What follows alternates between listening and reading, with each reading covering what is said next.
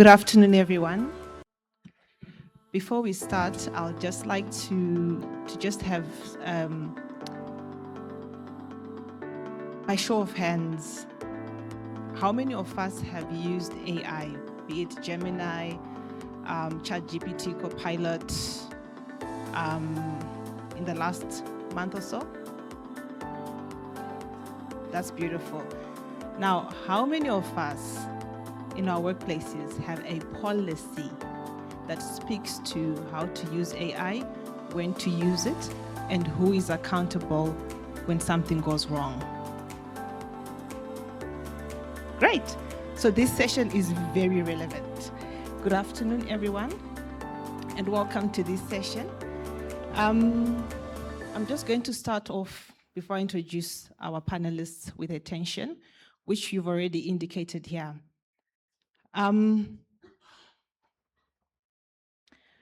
As professional accountants, we are told to use AI in everything that we do.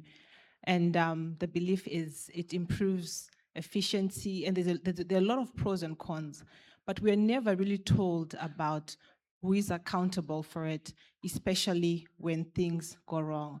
So we have the hype, we've been going through with the hype, but we have not gone to the desk. So today, we are going from the hype to the desk. And it's your desk, your sign-off, and your teams. And to lead us in this discussion, we've got three panelists here. We've got Mr. Tapiwa Manjengwa. He is a technology leader across Big Four, institutional investors, and large-scale digital transformation. He's currently leading portfolio technology for a Blackstone real estate platform. He will ground us in what this technology actually does. Thereafter, we've got Rufaro Maunze. She's an executive leadership coach, organizational development practitioner, board member, and she's a fellow professional accountant who spent the last 15 years of her career on leadership and organizational change. She'll speak to what's already shifting among the professional accountants.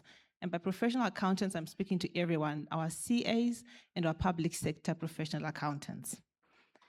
To wind it up, we're going to have Elizabeth Mafu. She's a lecturer in AI at Africa University. She'll speak to what all this means for how we train the CAs of tomorrow. So to kick off this discussion, I will start here with Tapiwa. In plain terms, what does AI actually do? And may you please share with us instances where you've seen it deployed very well and not very well.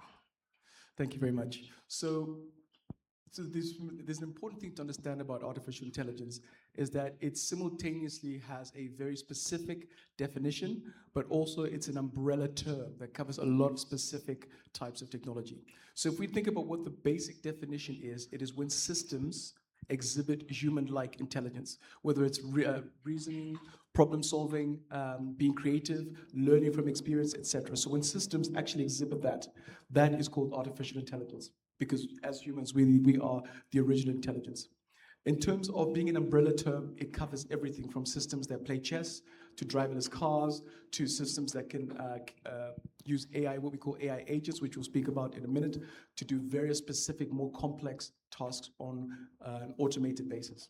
So in terms of actual deployment of artificial intelligence, another key fact to keep in mind is that over the last 2.5 years, the landscape of what we call artificial intelligence has changed dramatically. The kind of programs and projects that I worked on the last 5 years on AI were what you might call more data analytics than artificial intelligence.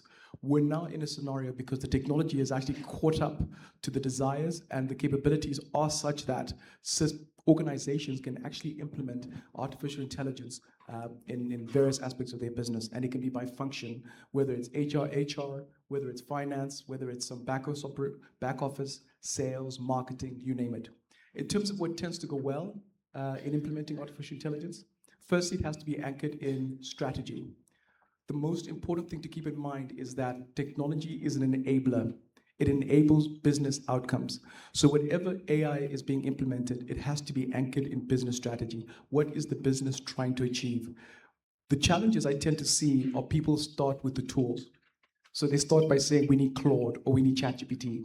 What we really need to start off with is what is the outcome and the business value that we're trying to drive. The tools will do almost anything that you like. Thank you so much, Tapiwa. Rufaro,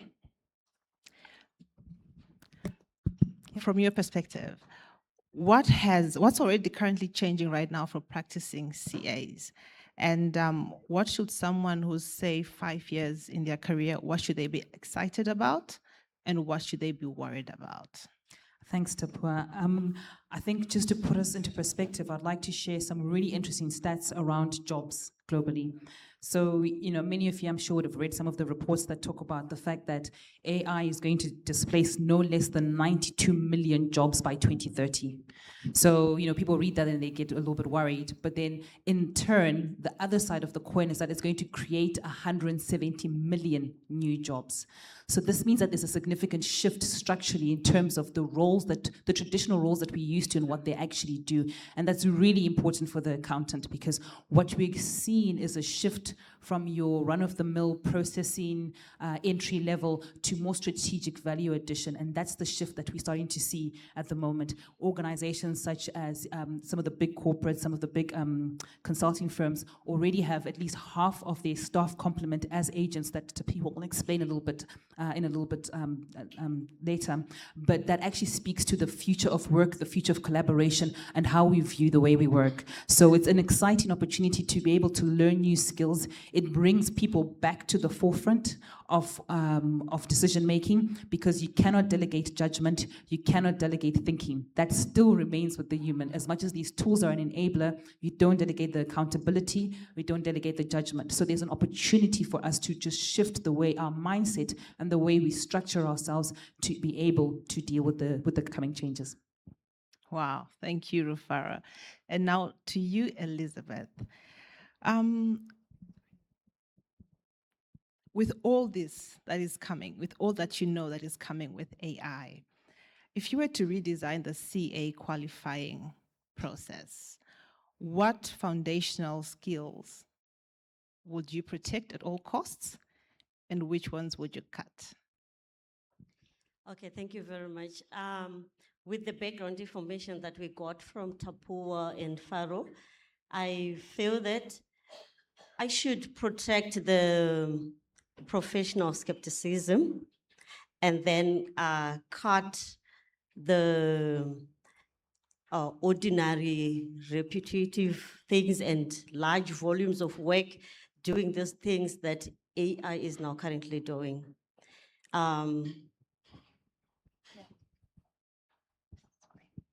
Okay, I just wanted to elaborate on what we mean by professional skepticism.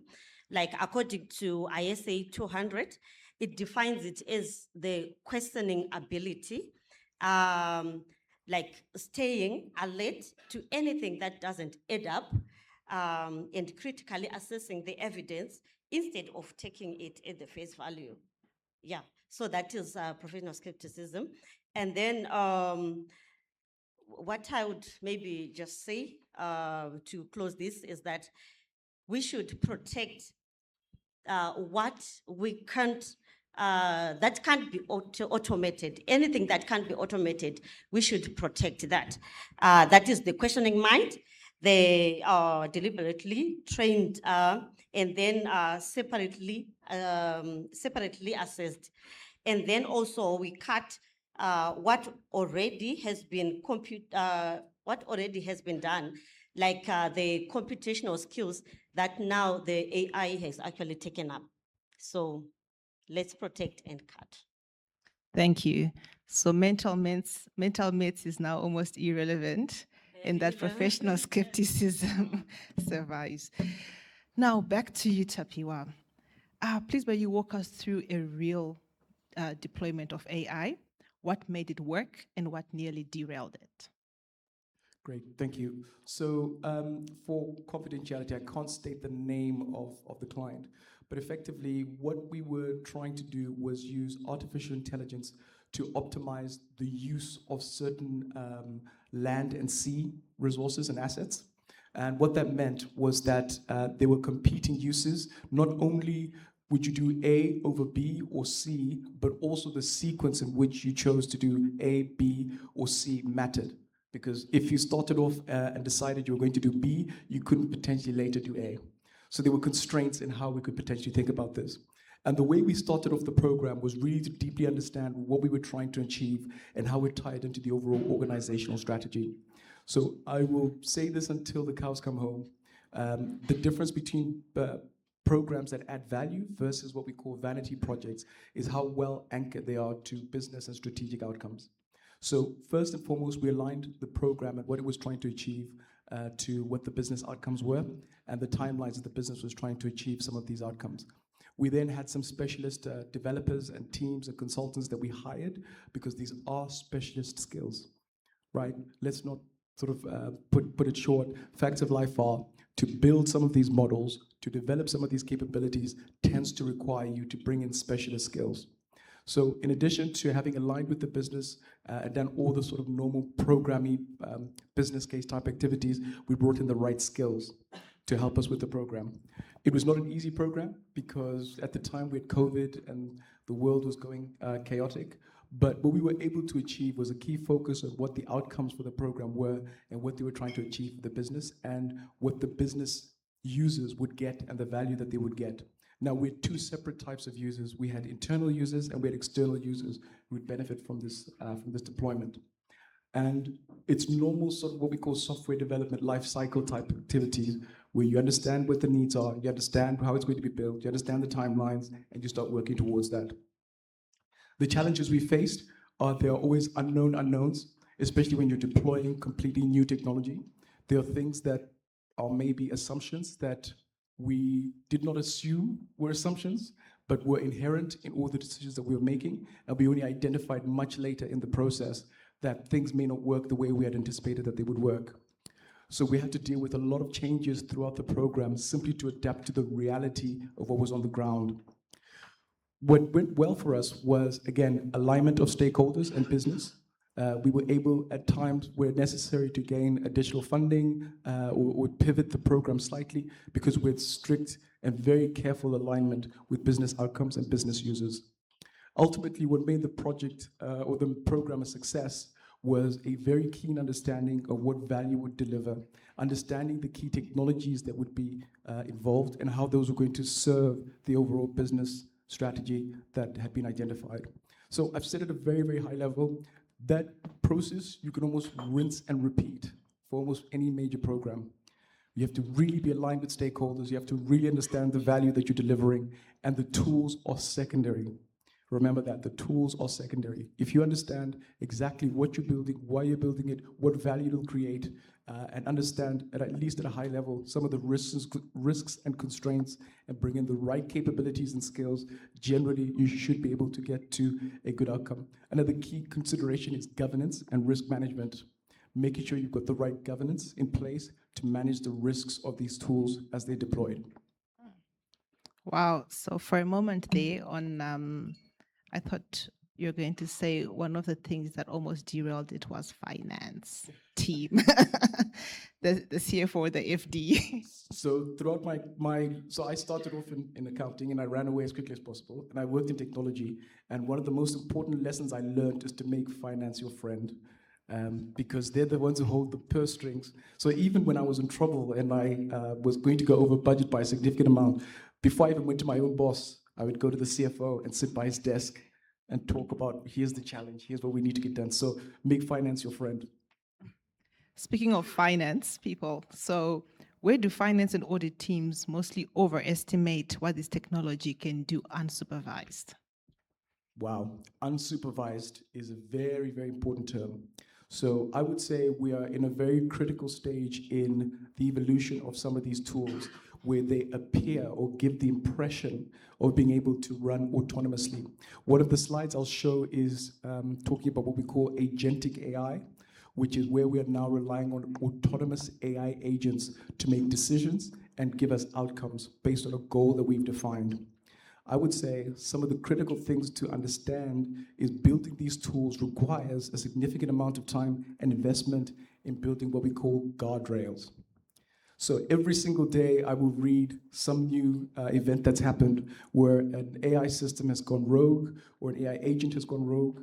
And what tends to have happened is insufficient time, resource, and planning has been spent on managing guardrails.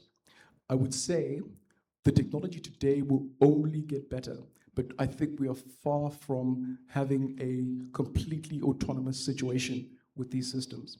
When we talk about AI governance, if you study the AI governance across multiple countries, jurisdictions, and various providers, one of the key things we always have is human in the loop. Human in the loop. The accountability and responsibility for AI and AI decisions always sits with a human being. Thank you, Tapiwa. Do you want me to present now?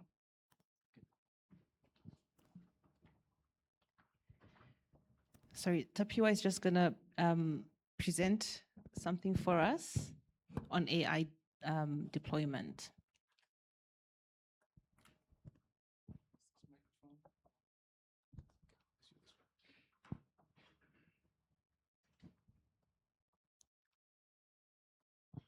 There we go, great. So I've got a very short amount of time to cover quite a lot of topics. But what I'm hoping to do is really just give you some initial ideas on some of the key elements of driving artificial intelligence transformation, especially when it regards to the finance function. So the three topics we'll look at, the first one is what I call the imperative. Why now? Why AI? Why Africa? What is the opportunity? And potentially we'll also think a little bit about what the constraints are. We'll also talk about the agentic shift. So a moment ago, we talked about autonomous systems and where they are and what they could really do. So we'll talk about at a high level, what is an agentic system? What does it really mean? What can it do? And we'll talk a little bit about some of the use cases. Then lastly, what we'll do is talk a little bit about some of the AI use cases in finance. These aren't things I made up myself. This is work that's been done by Gartner, KPMG, PwC, etc., to identify the highest value return on investment use cases for AI. So it's a very busy slide, but really all I was trying to do was answer the question, why now? Why are we hearing about AI every single day on the news, in the newspapers and magazines? Why is it suddenly the most important thing? And there are four factors to keep in mind. The first one is technological breakthroughs. Technology builds on itself over time. And we're at a position now where we're literally taking advantage of work that was done decades ago. And I've highlighted some of the key ones, the top being a paper in 2017 by Google. We also have a data explosion. So as many of you know, the most important thing in AI is data. And we've had an explosion because of mobile phones, TV programs, and all sorts of different places. We have access to significantly more data. And there was a point at which data was a bottleneck. And we came up with synthetic data to fill that gap. Then there's also economic incentives, right? We've got organizations competing for better returns, better performance. We've also got geological factors such as the US and China. Many of you will read a lot of what's been happening in the world with regard to them competing over H100s from NVIDIA, etc. So we have a perfect storm of different things coming together right now to give us the situation that we're in. If we look at Africa, the amount of spend on AI in Africa is set to more than quadruple by 2030, quadruple. And we also have some significant metrics about potentially how many people can be lifted out of poverty and what the potential GDP injections could be. I think the estimates are about 2.9 trillion increases in GDP.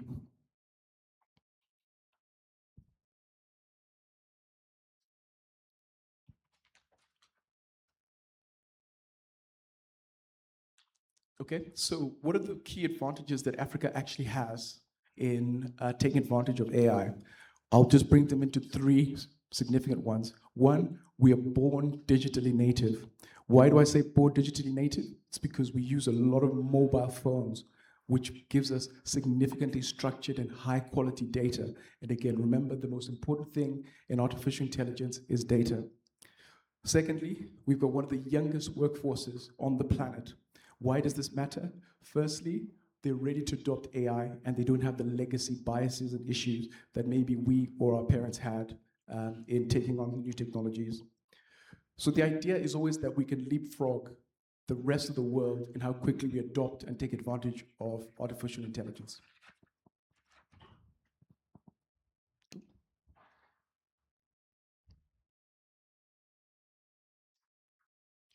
But what we have to do is we have to be realistic about where we are in this transformation, on this journey. A very important statistic is that Africa only accounts for 0.6% of the global data center capacity versus the fact that we have 20% of the world's population. What does this mean, or why is this important? If you look at North and South America, they have about 50% of the data center capacity with only 13% of the population. Asia equally has about 26% with only 63% of the world population. Now you might ask, why does this matter? Why should there be a correlation between data center capacity and population? One might say they shouldn't. All we're trying to highlight here is that we've got a structural problem in that we haven't invested enough in the infrastructure that actually drives artificial intelligence. But we are improving.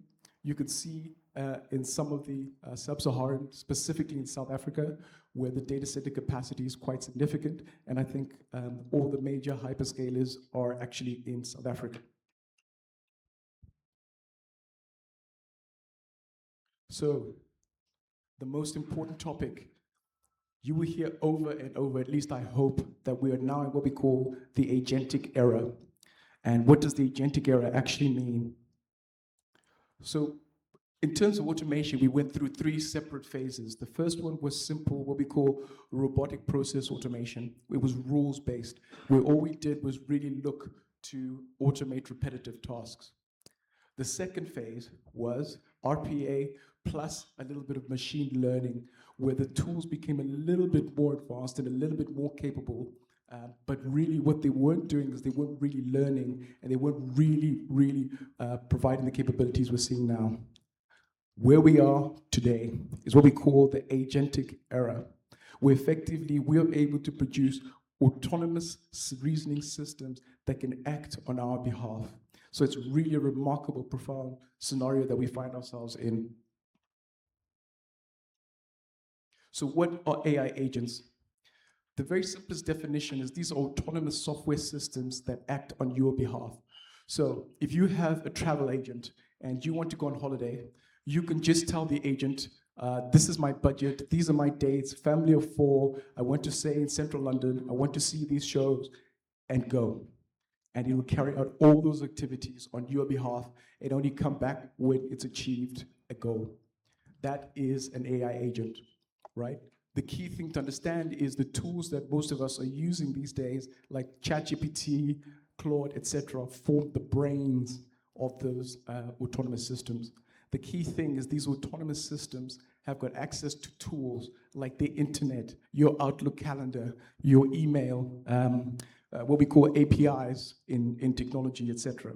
So effectively, this is why AI agents are becoming so important, because this is the level at which we're able to start being able to get significant value from AI. So an example of how in finance you might use an AI agent. You might ask the simple question, reconcile intercompany accounts. That's it. That's the goal you've given it. Now, what does it then go on to do? It goes and collects the trial balances, applies mapping rules, reconciles mismatches, adapts to change, and escalates whatever exceptions are in place. So what you start seeing is the significant reduction in time and effort that arises from using some of these tools. I think PwC in 2025 said a well-deployed AI agent could reduce cycle times by 80%. So this is real. The value that can be created by leveraging these tools is very real. But there are steps and there are things that need to be thought about before deploying these tools. And the question, a test that you can do for your own organization to determine whether or not you're ready for AI agents is to ask 3 separate systems, what was last quarter's revenue? So ask your ERP, ask your CRM, and your billing system, what was Q3 revenue? And if you get 3 separate answers, you are not ready to use AI agents. The reason that that is the case is because you need to work on what we call the semantic layer in AI. What semantics means in AI is just definitions. So you need consistent definitions of specific objects, resources, functions, etc. in your organization mapped across all major systems for the system to give you the results that you want. So again, things like revenue recognition, EBITDA definitions, all of those need to be consistent across all your major systems for you to be able to leverage some of these AI agents. Otherwise, you're setting yourself up for some autonomous confusion rather than autonomous value. So, very quickly, I always get asked when I speak to a specific vertical, what are the highest value use cases for artificial intelligence? Won't spend too much time on these, except this is very well researched examples. So financial close and reconciliation, you can imagine the time spent to do that can be reduced. Accounts payable, procure to pay, treasury and liquidity management, all of these are significant value add ROI use cases that any organization can start considering. Again, there are steps to get there. And one of the key things I thought is, let me just give you a high-level view of what a roadmap could look like for an organization to start thinking about taking advantage of some of these use cases. So if you think about what phase 1 is, phase 1 would be about getting your house in order. That's getting your data right. Because bad data equals chaos when you try and deploy artificial intelligence. So getting to your data, making sure your data is correct, making sure it's well labeled and well understood, making sure you understand where the data is with the various data sources and data warehouses, and also what we call the hyperscalers like Amazon Web Services, Microsoft, Google, etc. Understanding where all of that data sits and where some of the workflows are. Those are the first things that you need to do. And you might then be able to start looking at what pilots you can look at. And to determine what pilots you can look at, there's various ways to do it. The key thing to understand, it's usually about business value and feasibility. Those are the 2 axes that you're trying to look at. And the one that gives you the highest business value and the most feasibility usually are ones that you can try and do first. Phase 2 is augmented intelligence. This is when now you are able to start using some of the AI capabilities you built to do forecasting and to try and take advantage of the tools that are out there in the market. The phase 3, again, the timelines really depend on where the organization is in its own journey. But phase 3 is what we call autonomous finance. This is to do with some of the questions I was asked about how these tools can be trusted to be autonomous. If you've built the right foundations, you reach a stage where you can get these tools to do autonomous, continuous work on your behalf.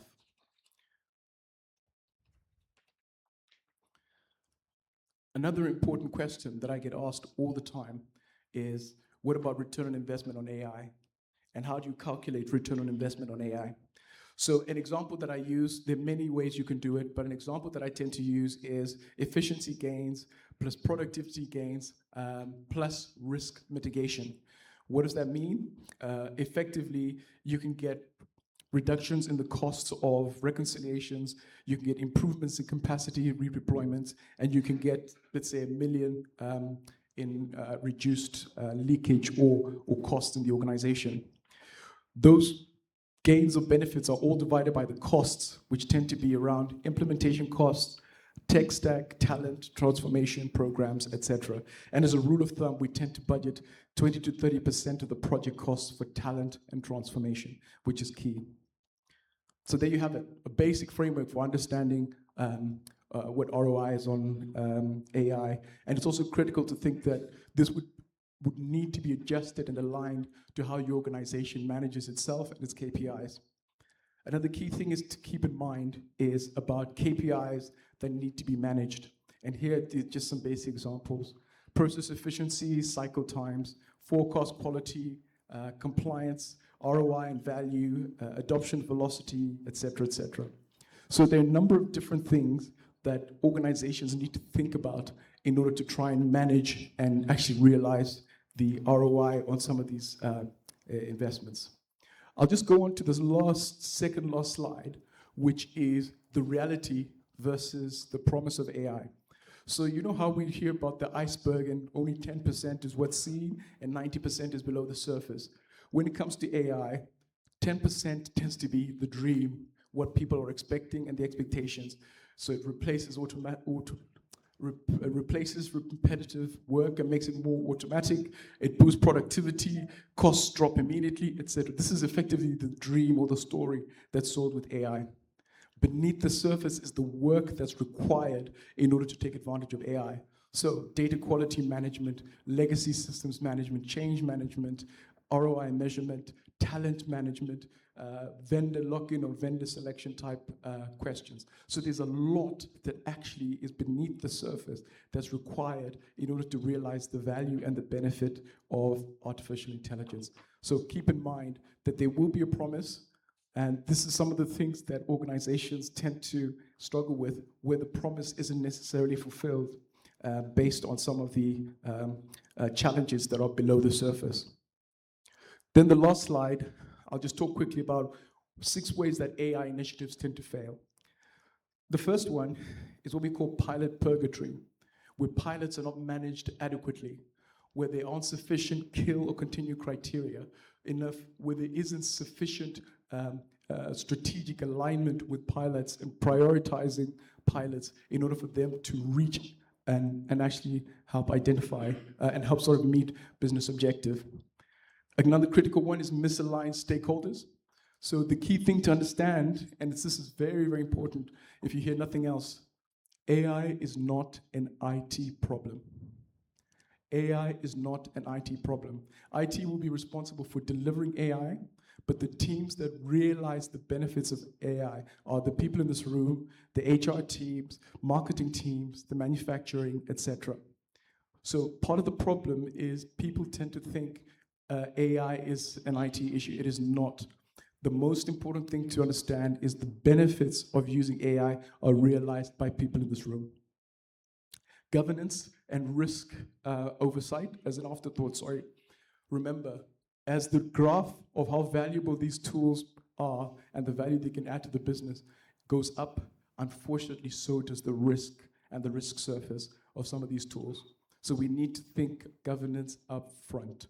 Accountability, controls, etc. Another one is ROI promise never properly measured.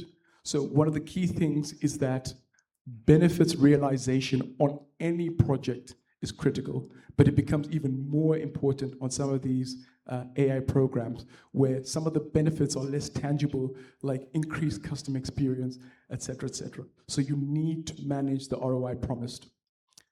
Another one is technology works, but people don't adopt. We have been working, or have worked with different companies. A major one had spent a lot of money getting licenses for the organization for Copilot, but the adoption rate was less than 10%.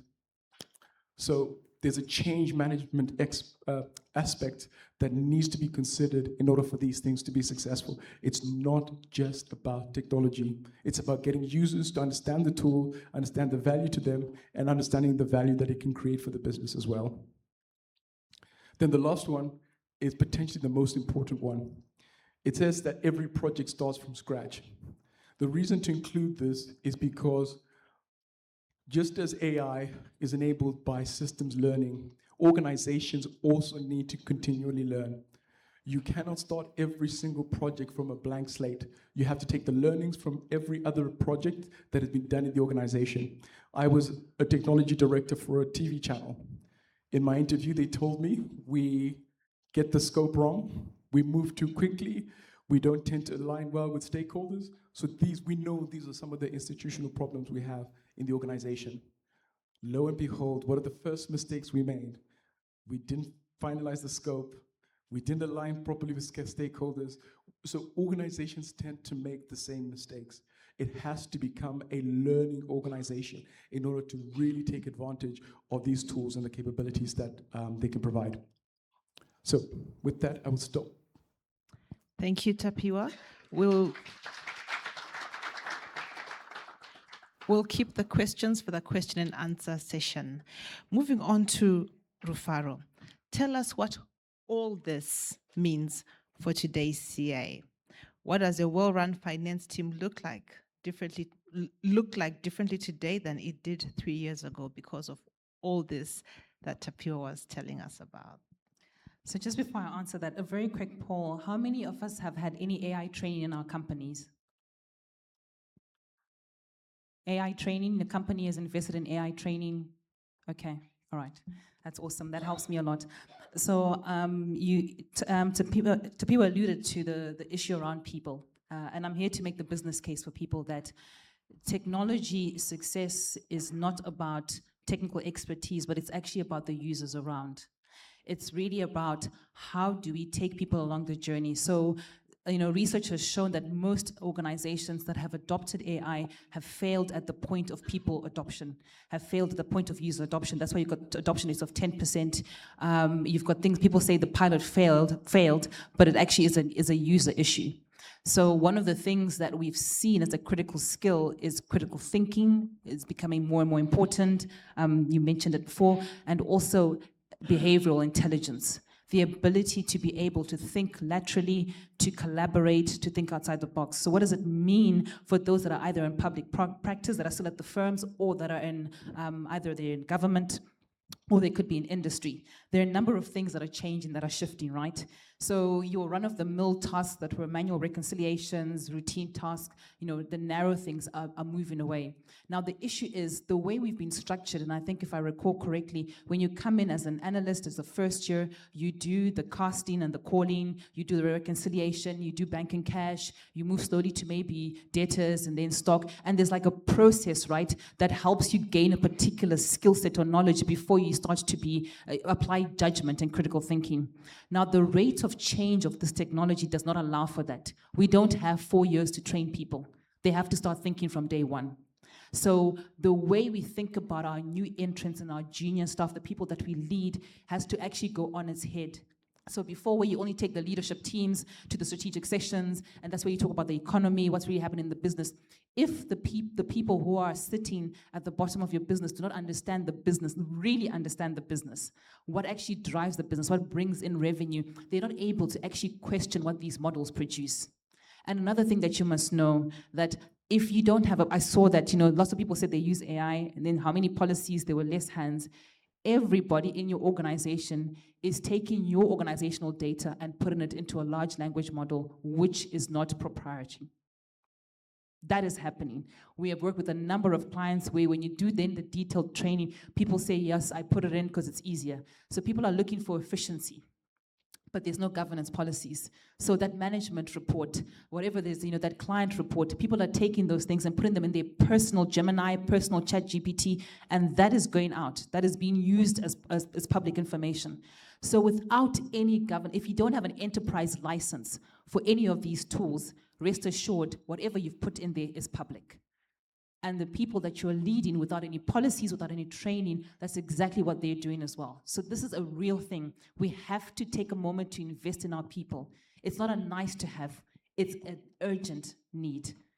Do they understand what they're doing? Do we have policies? Do we have protection? Do they know the implications of some of the things that they're doing? Because the challenge that we then have is that if we only focus on the technical side, we lose a huge opportunity. So those are some of the things that that come to mind. Tapiwa, I just want to stop there and also allow others to speak, but from a people perspective. Wow. You did mention two fairly scary things about our juniors, what they need to be doing going forward, and also regarding the information being in the public domain. But we will ask more questions a bit later on. I'll move on for now to Elizabeth. We are professional accountants in this room, and ICAZ has survived for over 100 years, and we hope to survive for more centuries to come. But for us to survive, we need to have future-ready, future-relevant CAs. Tell us, building the CA of tomorrow, what does the CA qualifying process need to look like in 5 years for us to still be relevant for the years to come? Okay, firstly, I would like to say, like I had already said, that we need to shift from examining the computational skills, because AI is already doing that. And then we say that we now need to develop professional skepticism. So what I feel, what should actually happen is that we now need to train that skill for someone to have the skills for professional skepticism, because it's not something that is inborn. Yeah, it's not something that is inborn. It needs to be trained. And also for someone to actually question and judge ethically, that also needs to be trained for that. So what it means in education, it means after the foundational CPD framework that Masiba was talking about, we now need to formulate like other models of how we are going to assess like professional skepticism. We are trying to teach, and okay, how are we going to teach models of imparting the professional skepticism skills in people, firstly, and then how are we going to assess that? Okay, so it means this CA framework is no longer going to be, actually, it has come at the right time, and it's now a mandate. Like if I heard him well, it's now a mandate, and it has come as the first step to whatever pipeline that I'm going to present to you.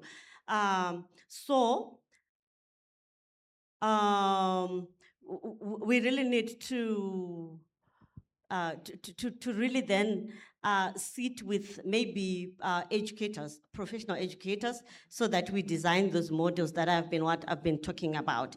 And then the CA now becomes the rubrics for qualifying a person, to say that I think this person now is now a qualified whatever. Yeah. So I wish to present a pipeline or a roadmap in a few minutes. Okay. So I would summarize the roadmap as from computation to judgment.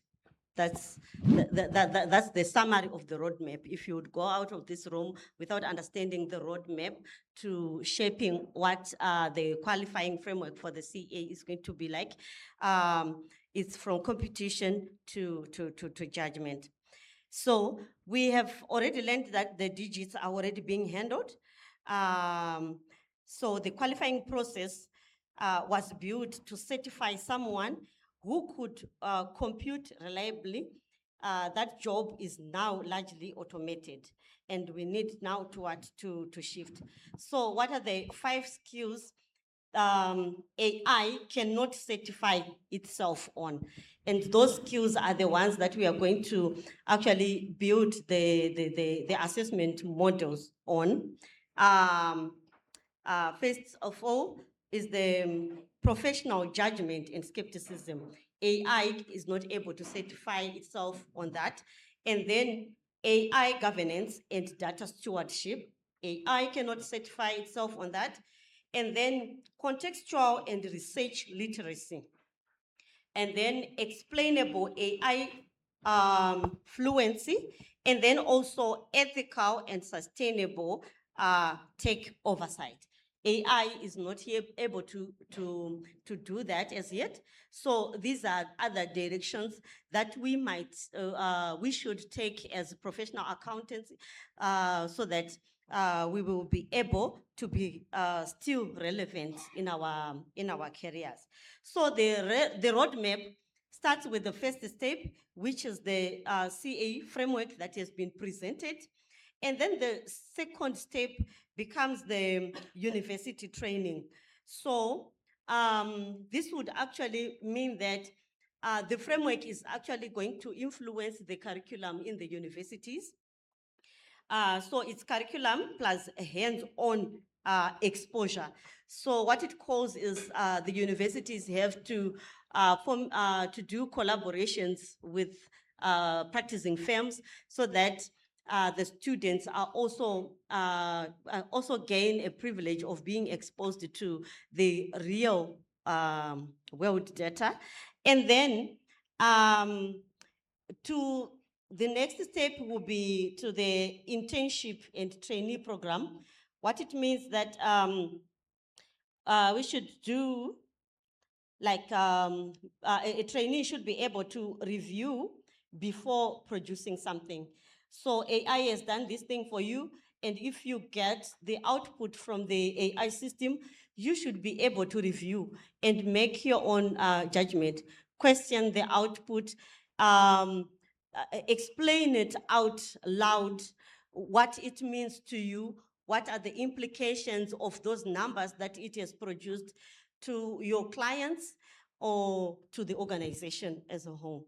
And then to junior accountants, like supervised sign-off and apprenticeship. So it means for junior accountants, they now have to be able to do like supervised, like the supervised sign-offs. That's what they will be trained on, so that they know like the checks and balances, what is it that they should do before signing off any document. And then to practicing professionals, we need continuous CPD and oversight. Yeah, we need to be compliant with the CPD, and then we also need to have the skills for like the oversight, over and above what the AI has done. And then the last step being for the fully compliant professional, we need the skill of judgmental, like judging AI, and segmented CAE. Okay, so maybe if you give me a nod to continue, I can just continue, but maybe let me just say this maybe in closing so that I don't waste much of your time. I just wanted to give examples of what I got when I was actually also interacting with other CAs.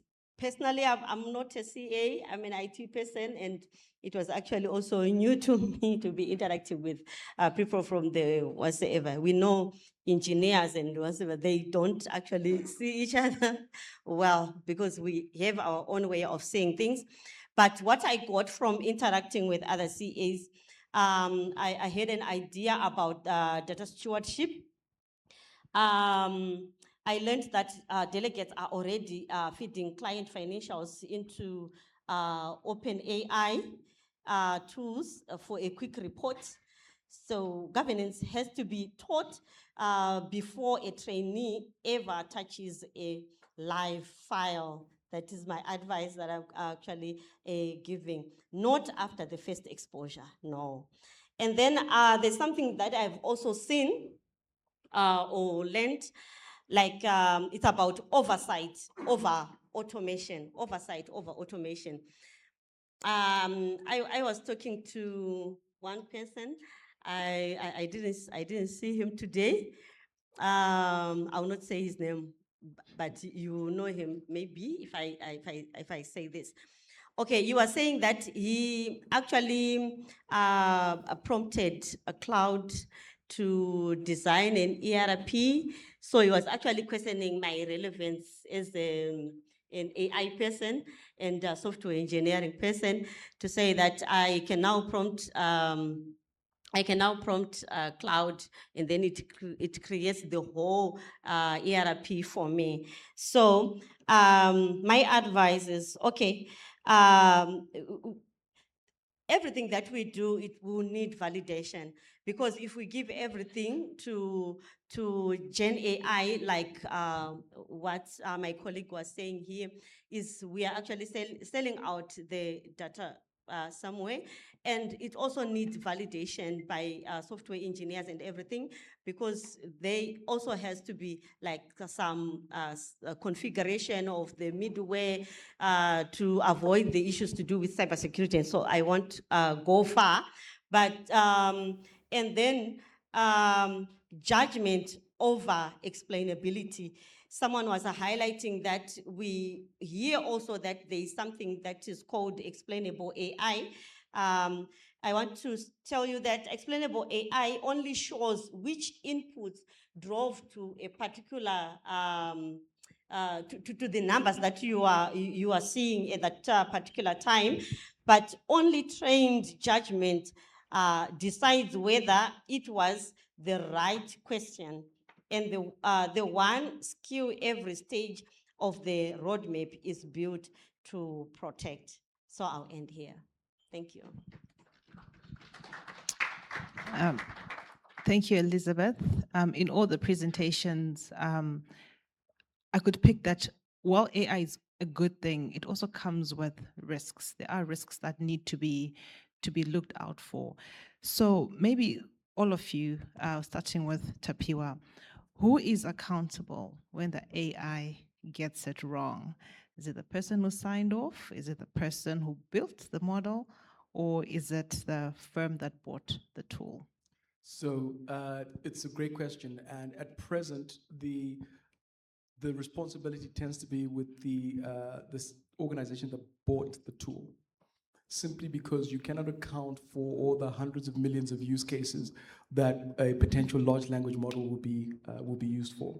So there are examples of legal cases where the judges have ruled in favor of any claimant, but the judgment is against the organization that bought the tools. So that's one thing.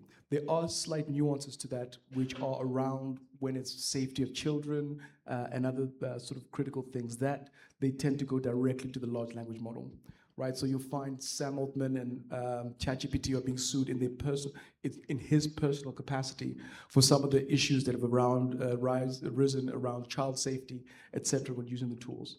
So when an organization acquires these tools in-house, they are required to have the necessary know-how, governance, et cetera, to manage these tools. They cannot then turn around and say, well, we effectively just relied on a well-built tool. So critical, when the organization buys it, they carry the responsibilities. In the wild, so when us as individuals are using them in our personal capacity, then the liability goes to the organization, but it really depends on what's gone wrong. In the use of the tools, like I said, one of the key elements of governance is what we call human in the loop. I don't know if you know the RACES chart, responsible, accountable, etc. The responsibility, accountability always sits with the human being. There are actually significant legal regimes that we've looked at across the globe, in particular Africa, which all come to the same point, that there is no position in which an individual can claim that AI made the decision.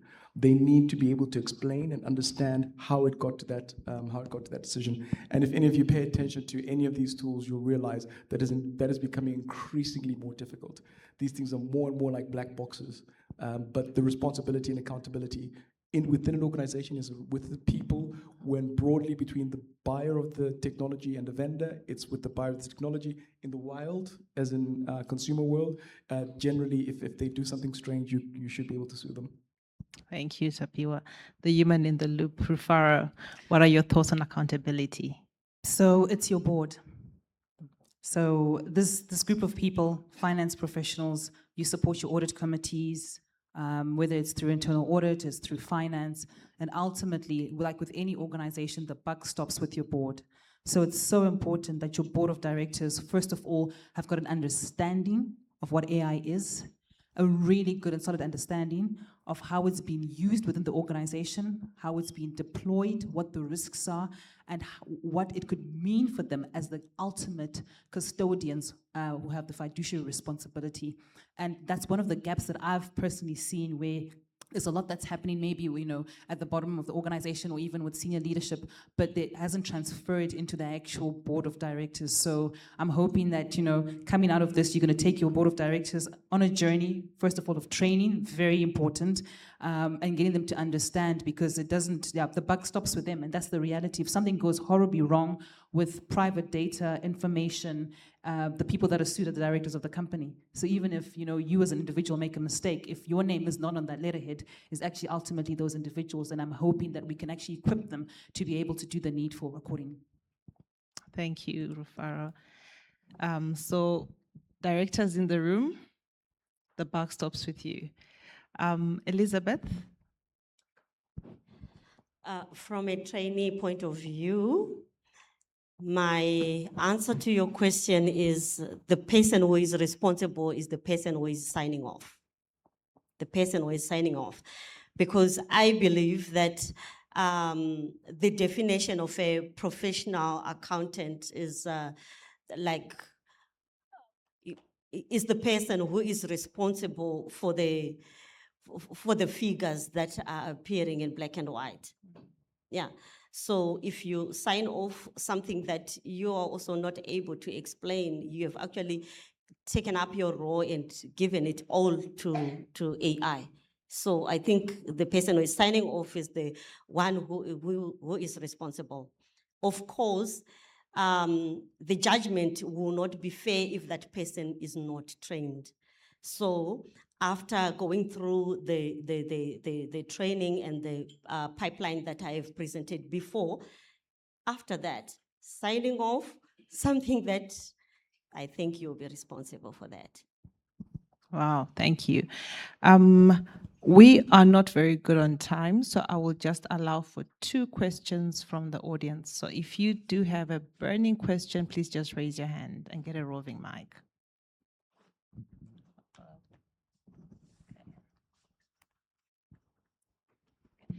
So when you get the mic, please just state your name and to whom your question is directed to.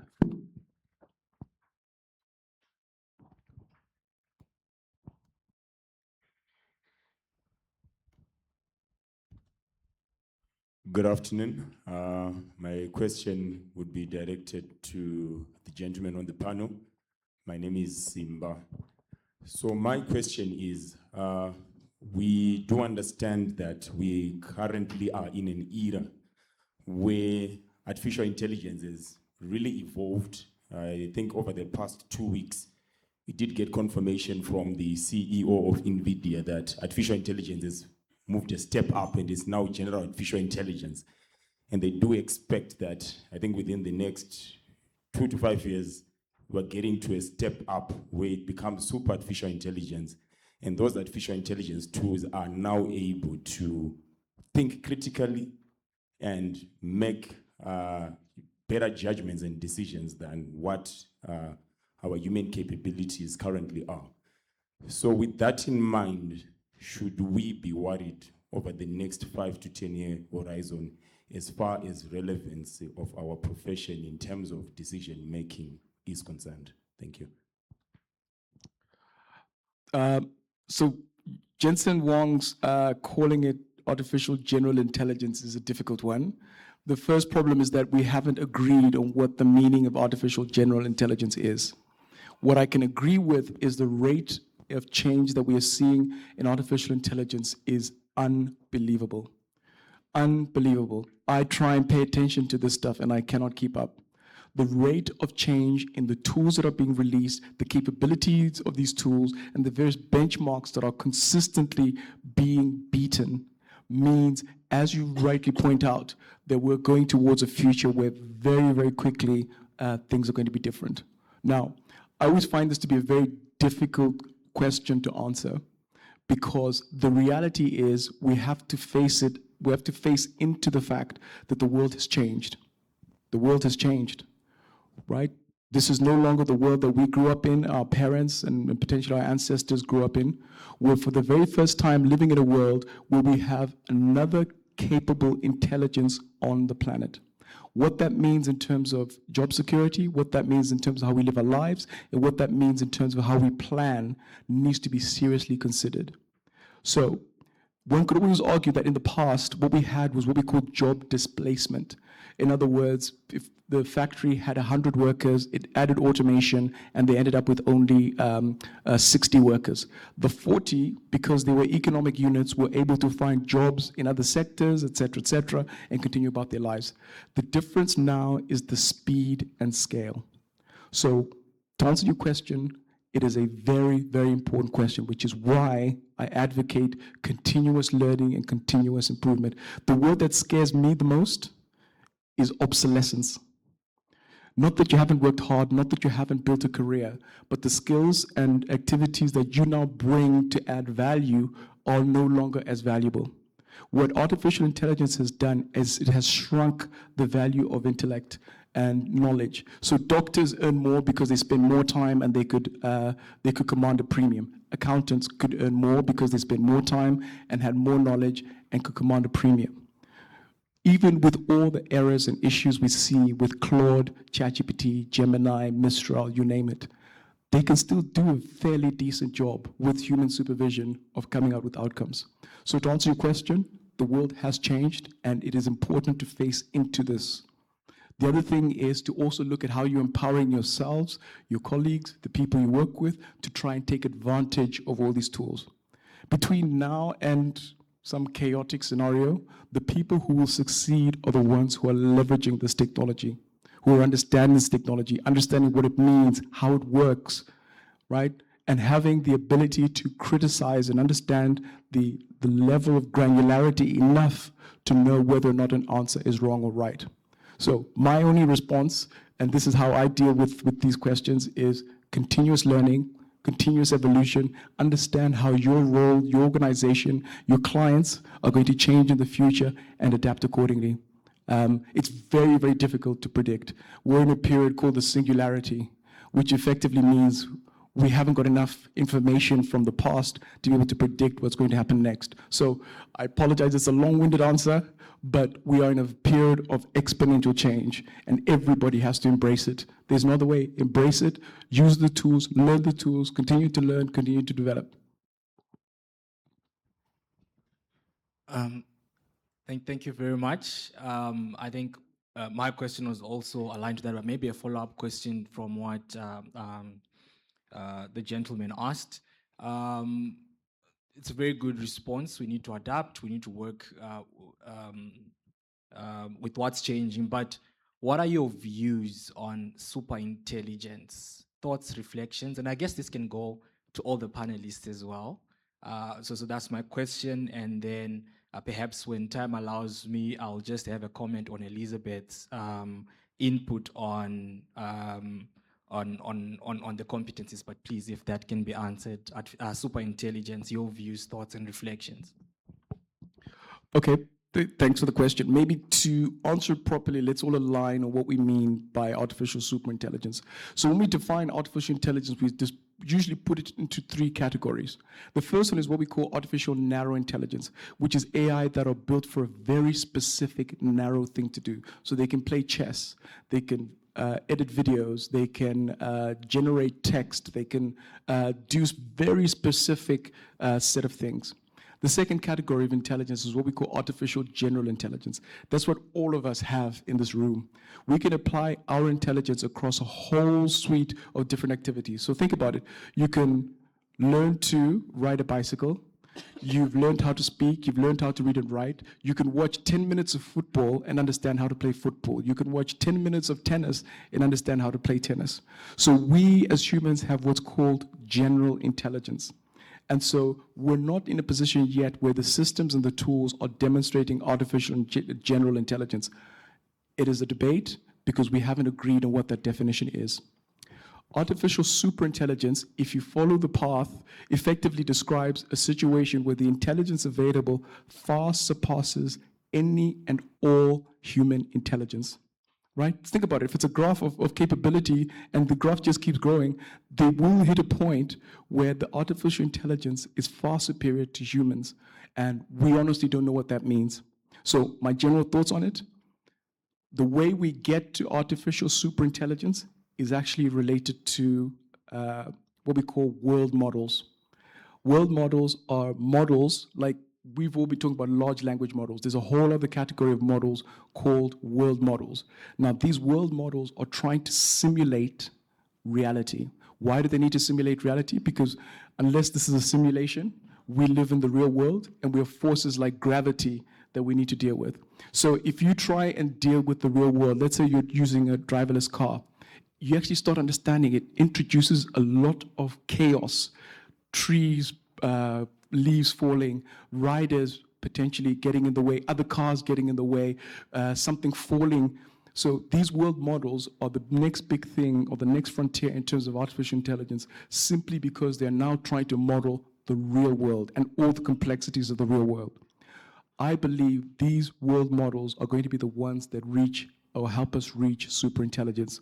Why is that? Because if you imagine there's 1 million Tapiwas, 500,000 going that way, 499,000 going the other way.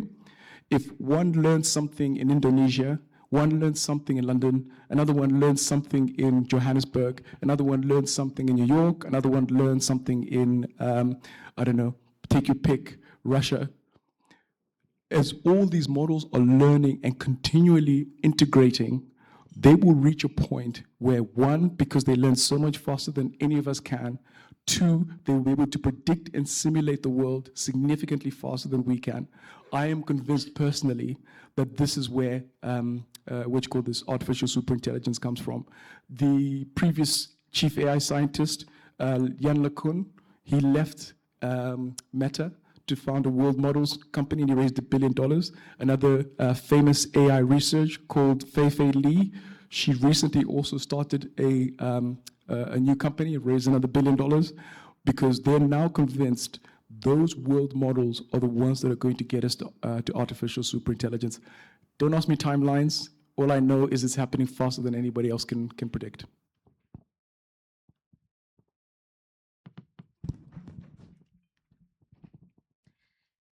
Okay, I believe governance, judgment, and advisory value will always be subjective, not objective.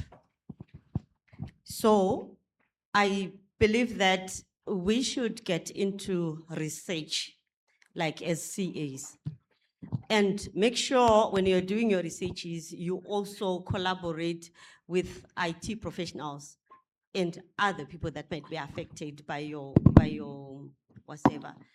Those who remain being subjective. And subjective to what? To the environment that we live. So we really need to collaborate. We really need to do research. That would be my answer. So you will still be relevant because you are living in Zimbabwe, an environment which is actually also different from other things. The systems that we're using, or the data sets that have been used to train whatever AI systems that we are using, is data from the West. And when it gives you judgment, it's judging according to what it has been given. It was what it has been fed off. So there's still a room. Like another presentation by the Minister of AI, Tatinda Mavetere, was talking about building of data centers. So already we already see that we already have that gap in Zimbabwe, and you could take that opportunity to be one of the people who contribute in the researches that would build the data center and Zimbabwe-specific data sets.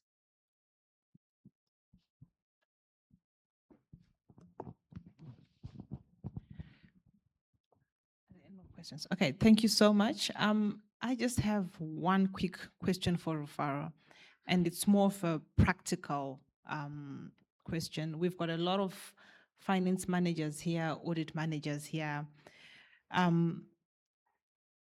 Monday, we're going back to work, And what would you say we should be doing differently on Monday when it comes to developing our juniors, our teams? We've got teams with accounts clerks, accountants. What should we be doing differently? That's a great question. I think the most important thing that if I was going back to my team on Monday was to actually sit down with the team and have a conversation. Have an open conversation around emerging technology, about AI, asking questions so that you get an understanding of where people's mindset is at with relation to AI. So it's not like you're accusing them to say, we were told that you guys are putting in financials and systems. No, but I think it's so important. And remember, I talked about how behavioral intelligence becomes so important to actually have a conversation and solicit feedback from the guys in your team so you know what's happening first as a foundational, as a baseline, and then co-create a way forward as a team, as you facilitating that as opposed to dictating. That's what I would do if I was going back to my team on Monday as a finance lead. Thank you, Rufaro. Like I said, winter is coming. In 30 seconds, share with us one thing to do on Monday morning. And that's for you, Elizabeth, as well. Just one thing to do. Winter's coming. I would say empowerment is critical. Understand these tools. There's nothing to be gained by putting your head in the sand. So in as much as possible, start learning bite-sized chunks. We do training, but there are plenty of resources. You have to get engaged. And until you understand how these things work, that is the only way you can understand your own use cases for your own role in your own life and what the risks are of some of these use cases. So I would say self-empowerment to me is the most important thing to start with. It's a world you can't ignore. It's coming whether you like it or not. So standing on the sidelines is not really an option. 30 seconds, winter's coming, the future of talent for me. So think about recruitment, the skills that you want to recruit for, how you develop the talent that you have, and what you yourself as a leader need to learn or do differently because of the new dispensation that we're going into. So it's all about talent management. To CAs who have trainees under them, on Monday, before you sign off anything, ask the trainee to explain whatever is on the paper. What is it that they understand on what they are giving you to sign off? They should say it out loud and then show like how they are judging it. If they don't get it right, that's a gap that you need to work on, and you start that on Monday. Thank you. Ladies and gentlemen, we started off this session with what AI is. We moved to what it's already doing to our teams, and we spoke about what we need to do for the CA of the future. But one thing I got from this conversation is that AI may change how accountants work, but it does not change the reason why we are here. It does not change the reason why society trusts us. It's our professional judgment, our professional skepticism, and all the non-computation stuff. So as we live today, let's keep that at the back of our minds, and also remember accountability. We also need to think about accountability as we're using all these AI tools. We need to think of accountability and champion in our organizations. If there are no policies, let us be the champions to make sure that the governance is right for AI. Ladies and gentlemen, at this point, I'd like to thank, on behalf of ICAZ, our panelists, Mr. Tapiwa Manjengwa, Rufaro Maunze Bebe, and Elizabeth Mafu. And thank you all so much for being part of this conversation.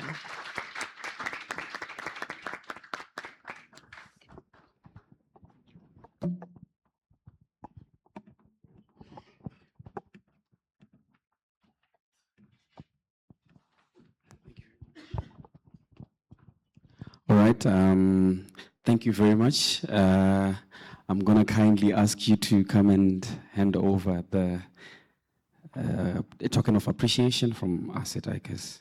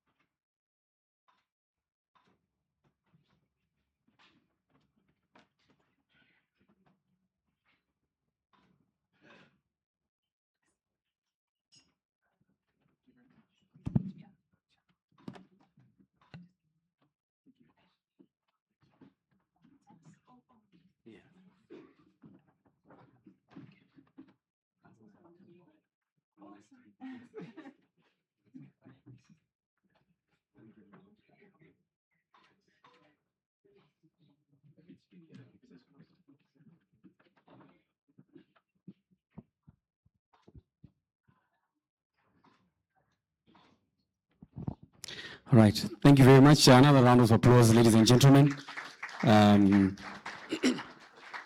for such an innovative session. Hopefully on Monday, you'll be asking some of your subordinates on the reports that will be coming on the desks. I have since discovered that at times when you then ask about the very detailed document, the owner of the document does not even know half of the things because AI would have delivered it. However, it's the new era we are in, and I do hope that we have learned things that you can use. Well, this marks the end of this first part of the day. We can straight away go for lunch downstairs, and we'll see you back here in the evening at 6 for 6:30.